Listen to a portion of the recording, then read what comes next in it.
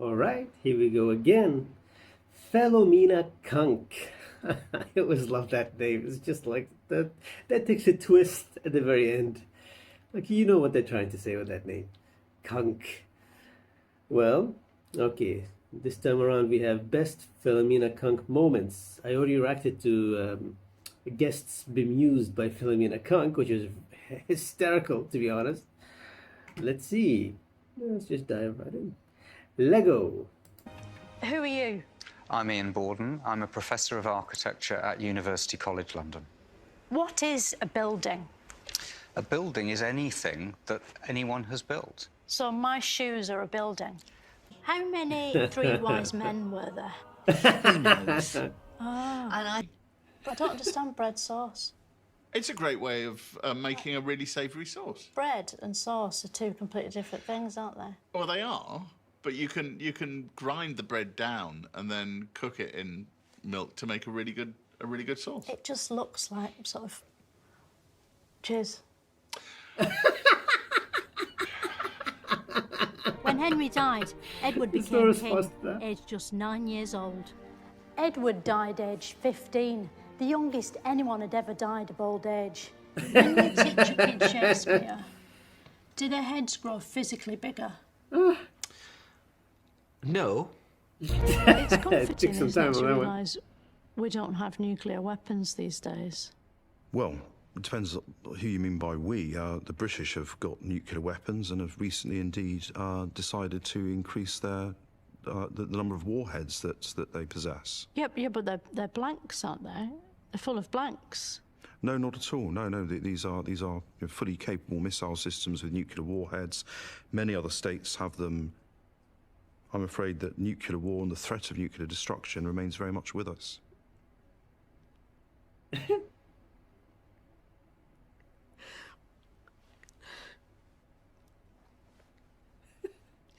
Right, can we talk about something a bit more cheerful? Anything you like. Do you like ABBA? I love ABBA. Yeah. When a feminist looks in the mirror, do they see an equal woman or a better woman? They quite often, like all of us, look for what they want to see and they look for what they hope to see. You see yourself back to front, don't you, in a mirror? But not upside down. Why is that? Well, hopefully, because that's the way that mirrors are designed. What power's a mirror? Sorry, you're not the mirrors expert, are you? And to add insult to injury, that money will most likely have a picture of a man on it, because most banknotes don't have women on them, apart from the Queen, who's on all of them. Maybe one day, human beings won't need buildings anymore. Although, for that to happen, we'd probably need to evolve skins made of bricks. And that might take at least another 30 years. But Beck is startled at dinner by the unexpected appearance of Banquo's ghost, played here for some reason by the letter H. Which of you have done this? But what was so great about Henry VIII? Why is he the king we all still remember, unlike, say, Richard V? Well, for one thing, he was fat, so he takes up more room in the memory. Oh, the Andromeda Galaxy is going to hit us. The Andromeda Galaxy? A whole galaxy is going to hit us? Yeah. On about the same timescale, actually. So could we fall down a black hole? Yeah, you could fall into one.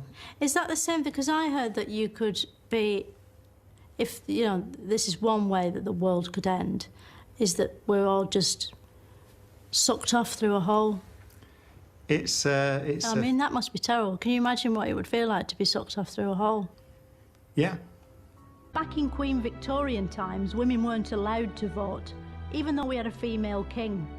So some women formed a gang called the suffragettes. 1 in 20 people has been a victim of crime, which means that 19 out of 20 people are criminals. What?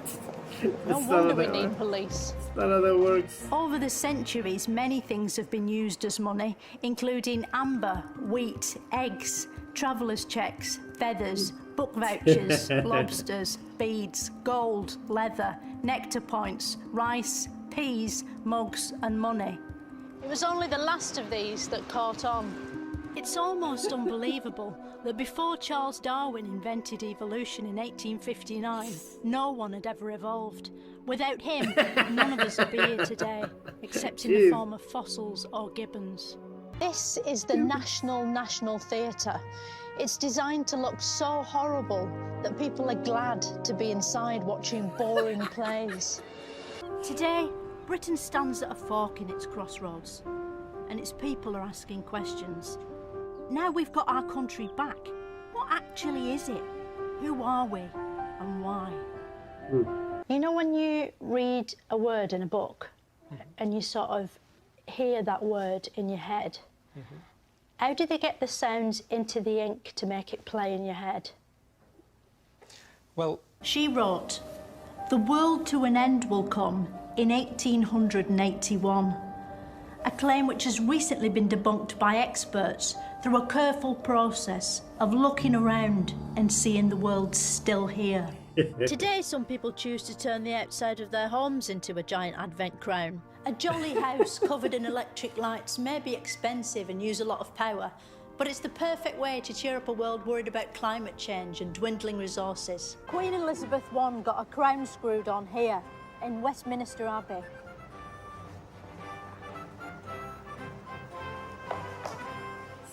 It was in this ship Drake became the first person to circumcise the globe, which is probably why this sort of ship is called a clipper. People genuinely believed witches were amongst them, their fear fueled by leaked photos like this. Did an explorer ever try to sail into the sky? You know, find a bit of sea that's sort of going up and... No.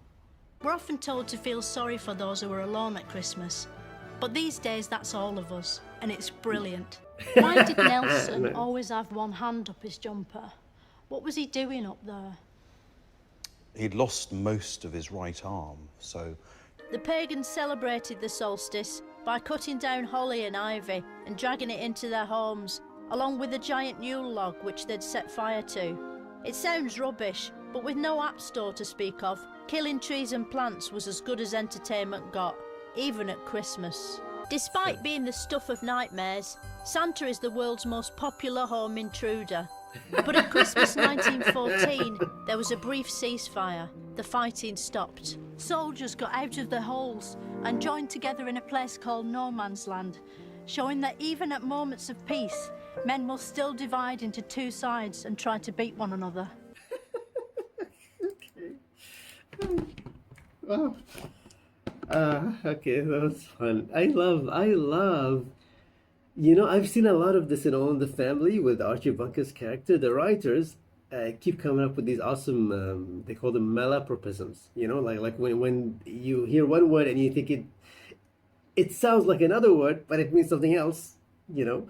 She's done quite a lot, like circumcise the globe. I think she meant circumvent the globe or something. You know? I love that. It's actually very smart. This is exactly my type of humor. That's what I like. You know, it surprises you, but also it just delivers a point.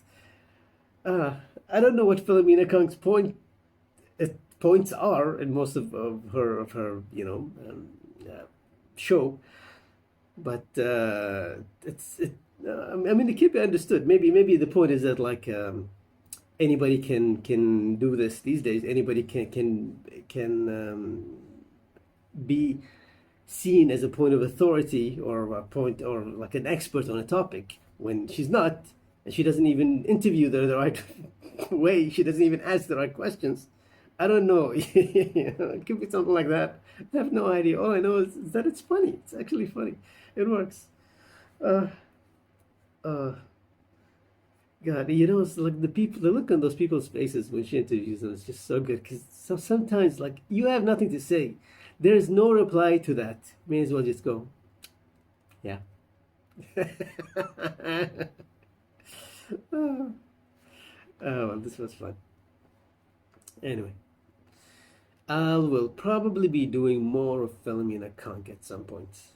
I have so much stuff. I've been so busy. But I will get to it at some point. Anyway, that's it for now. Until next time.